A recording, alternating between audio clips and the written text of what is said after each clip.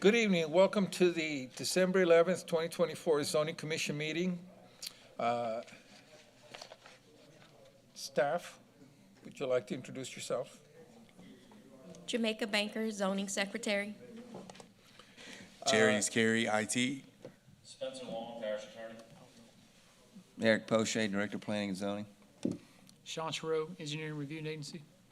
Lance Brock, Zoning Official. And let the record show that Commissioner Schick Snyder and Nasser are not present. First item on the agenda is acceptance of the minutes of the August 14th Zoning Commission meeting. Do I have a motion? Motion. Do I have a motion? Second. All in favor? Aye. Motion passes. I have no chairman's comments. Item 6A, I guess, public hearing to amend the Ascension Parish Development Code tables recommending for approval and denial of the following. Item for consideration, ordinance DC 24.01, amend Appendix 2, Section 17, 2051 of the Unified Land Development Code to create a new section for food truck and trailer vendors. I'm going to go ahead and include all three of them.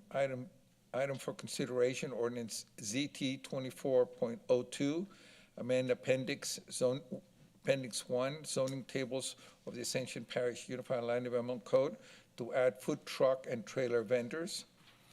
And item for consideration, ordinance ZT 24.03, amend Appendix 1, zoning tables of the Ascension Parish Unified Land Development Code to add food truck parks.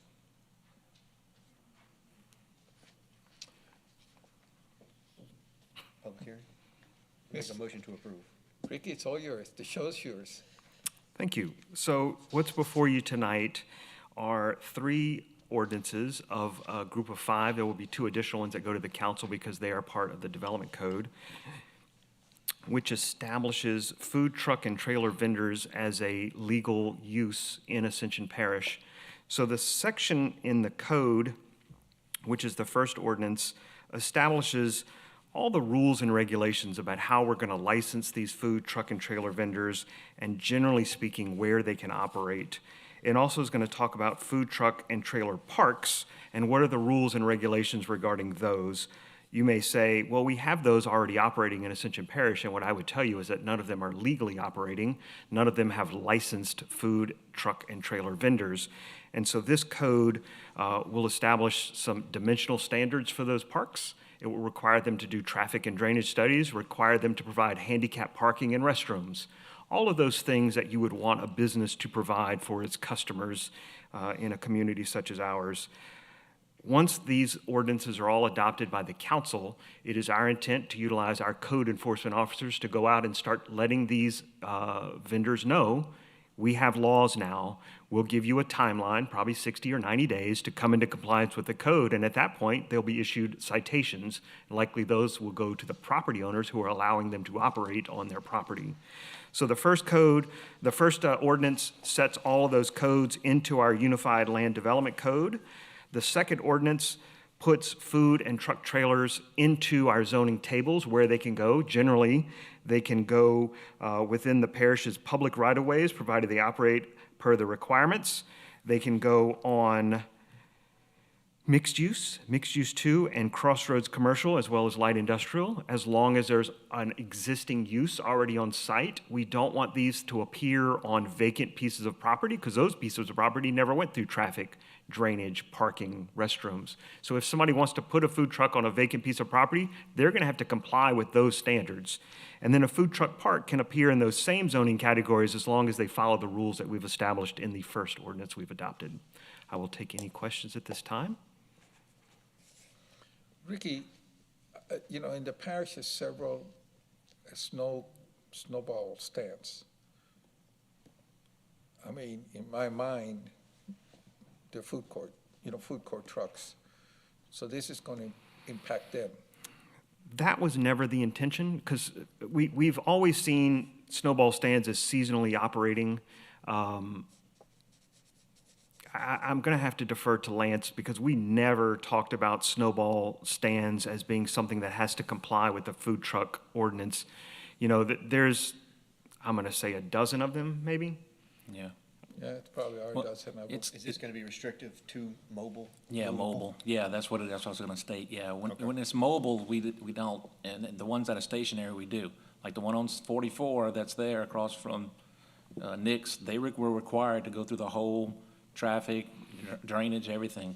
For mobile, I think as long as it wasn't there for, longer than a day, we didn't require them to do, to do Okay, anything. but would the mobile one now fall under this, since it's mobile? In all likelihood, if there's a mobile snowball stand operating on a piece of property that doesn't have another use, like it's not operating as a Right. commercial business, we would likely have to hold it to the same standard. Correct. Okay. I agree. I just, it came to mind because I see them, there's several of them in the parish. Well, part of the conflict that we've had in trying to get these ordinances drafted and adopted, in particular within the city of Gonzales, is that, regular businesses are required to do a lot of things that these mobile food vendors aren't required to do. And so in adopting the ordinance that the city adopted, these food and truck trailer vendors are now going to have to get licensed. They're going to go through a fire review. They're going to go through a sales and use tax authority review. They're going to go through a health department review. So we're ensuring that these vendors are compliant with all of the rules and regs that a normal business, they're just mobile. All right.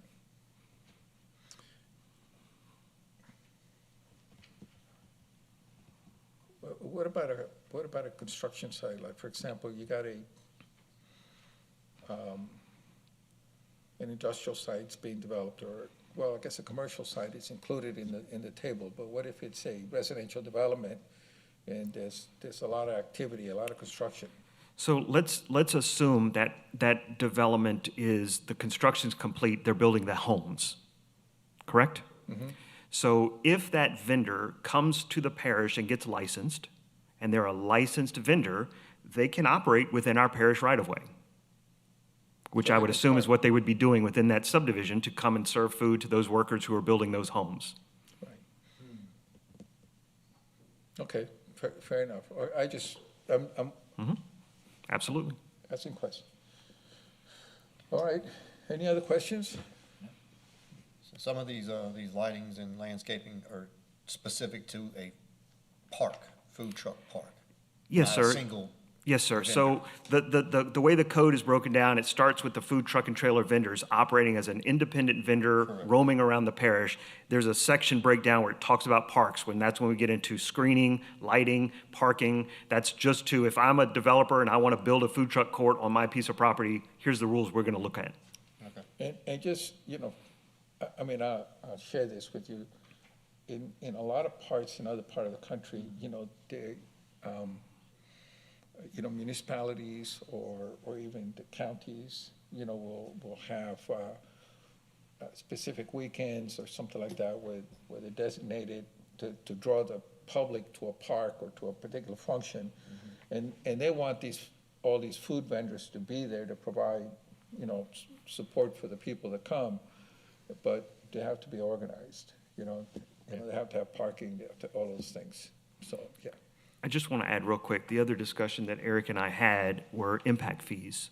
So if someone comes to us to build a food truck court, I think that is a traffic impact generating development. And what we decided is we're going to interpret each spot within the food truck court as an individual 1,000 square foot restaurant. And we're going to apply the impact fee. So if they're going to have 4 spots, they're going to pay a 4,000 square foot restaurant impact fee price. They have 6 spots, 6,000 square feet. So that we feel is the easiest way to implement the traffic impact fees for a food truck court. Makes all the sense in the world. Yep. All right, so how about, it'd probably be best if we do a motion per Yes, sir. one. So let's take 6A for starters. Do we have a motion or any more questions? motion to approve. We have motion to approve. We have second. Chairman? Yes, sir. We didn't hold a public hearing yet. Oh, my apologies. Thank you. Is anybody here to speak on this matter for the No one public? signed up. Nobody signed No one up? signed up. Public hearing's closed. Thanks, Spencer. Thanks. Thank you for reminding me. Okay, so we have a motion, and we have a second. Okay. All in favor? It passes unanimously. Item B, 6B. Do you have a motion? Motion. Motion to approve? Second. All in favor? Aye.